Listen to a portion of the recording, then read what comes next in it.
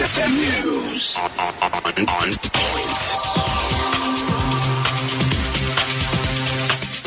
XFM, I'm Chris Tim. The National Resistance Movement, the NRM Secretary General Justin Kasule Lumumba, has warned government officials against using language that encourages riots. This after Robert Kyagulanyi, commonly known as Bobby Wine, was last Wednesday arrested by the police in Luka for violating coronavirus restrictions, and his supporters protested his arrest.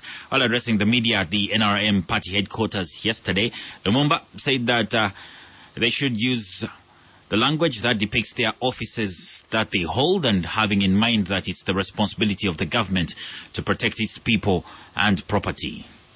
We should also use language that gives hope and assurance to all Ugandans. But I also want to call on those in other institutions, whether cultural institutions or religious institutions, please measure your words as you talk about what is happening, because violence can happen to anybody, even if you are guarded. Lumumba also regretted the death of innocent people and condemned the attack on security forces by rioters.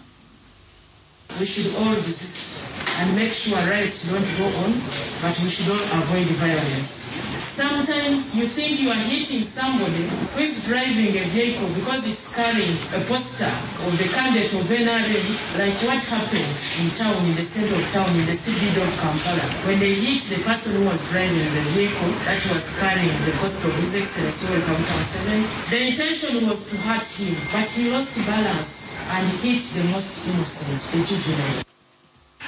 Rubaga Cathedral Administrator Reverend Father Achilles Mayanja has condemned the acts of violence that followed the arrest of the presidential candidate Robert Kyagulanyi of NUP and the FDC's Patrick Oboy Amuriat.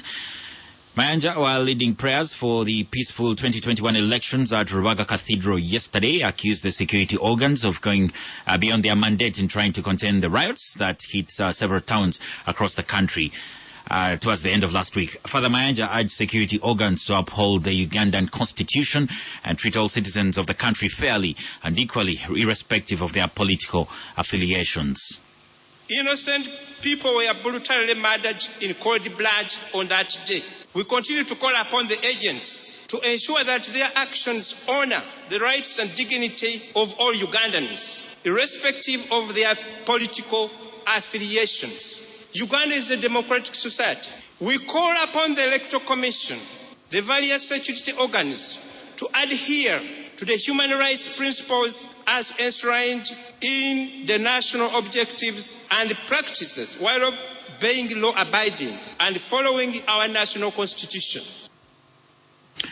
The chairman of LC1 in Pepsi Cola Village in the industrial area in Nakawa municipality here in Kampala has expressed concern about business owners who have failed to install CCTV cameras on their premises.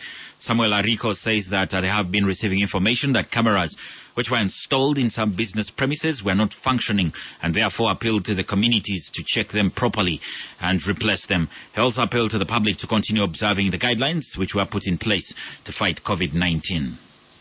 I wanted to advise those who have companies in my area as Pepsi Cola Village to have cameras in their premises so that we can prevent some problems which can occur like thieves, Let's have cameras on our business, on our buildings so that we can secure security. On to world news. A prominent ally of Donald Trump has urged him to drop his efforts to overturn his loss to Joe Biden in the U.S. presidential election. Former New Jersey Governor Chris Christie called the president's legal team a national embarrassment.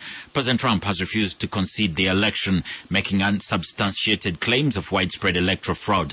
Many Republicans have supported his legal efforts, but a small but growing number have broken the ranks.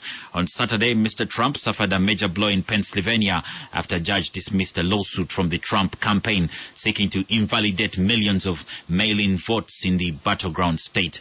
In a scathing ruling, Judge Matthew Brand said his court had been presented with strained legal arguments without merit and speculative accusations.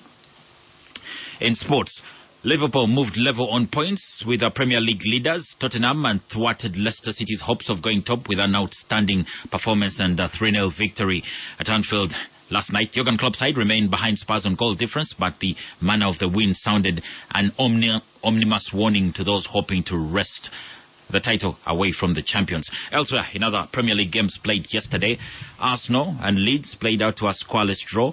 West Ham United beat Sheffield United by 1-0. And in the early kickoff, Everton beat Fulham by 3-2.